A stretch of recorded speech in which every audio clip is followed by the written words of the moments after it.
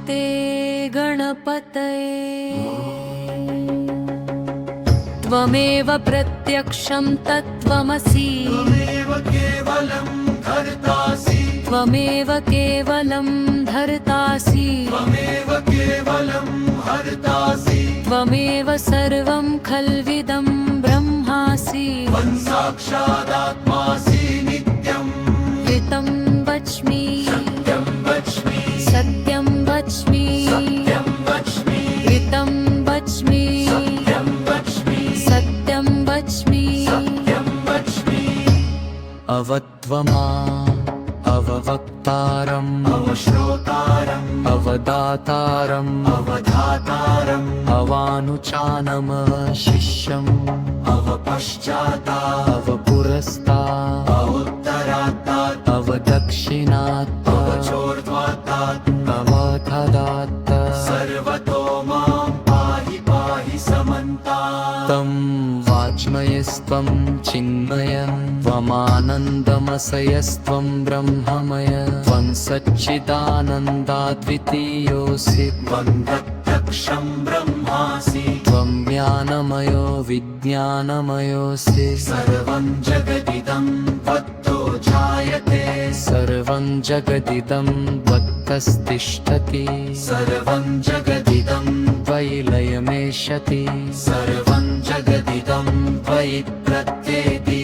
त्वं भूमिरापो नलो निलो नभ त्वं चत्वारि वाक्पदानि, त्वं गुणत्रयातीत त्वं देहत्रयातीत, त्वं कालत्रयातीत त्वं मूलाधारस्थितोऽसि नित्यम्। त्वं शक्तित्रयात्मक त्वां योगिनो ध्यायन्ति नित्यम्। त्वं ब्रह्मा त्वं विष्णुस्त्वम्,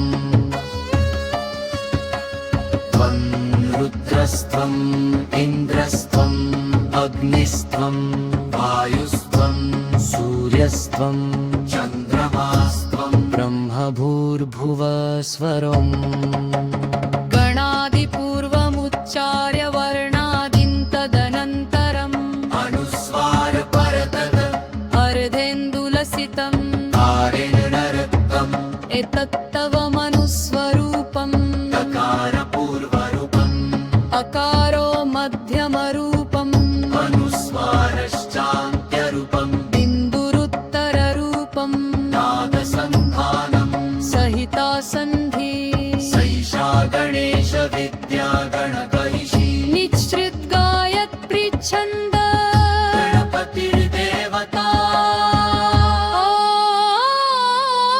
ॐ गणपतये नमः।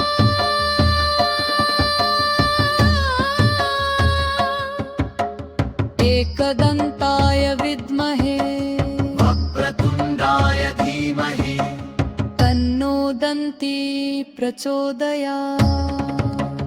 एकदन्तं चतुर्हस्तं पाशमं कुशधारिणम् प्रदच्च वरदं हस्तैर्विप्राणं मूषकध्वजम् रक्तं लम्बोदरं शूर्पकर्णकं रक्तवाससं रक्तगन्धानुलिप्ताङ्गं रक्तपुष्पै सुपूजितम् भक्तानुकम्पिनं देवं जगत्कारणमच्युतम् आविर्भूतं च सृष्ट्यादौ रकृते पुरुषात् परम् एवं ध्यायति यो नित्यं स योगी योगिनां वरः।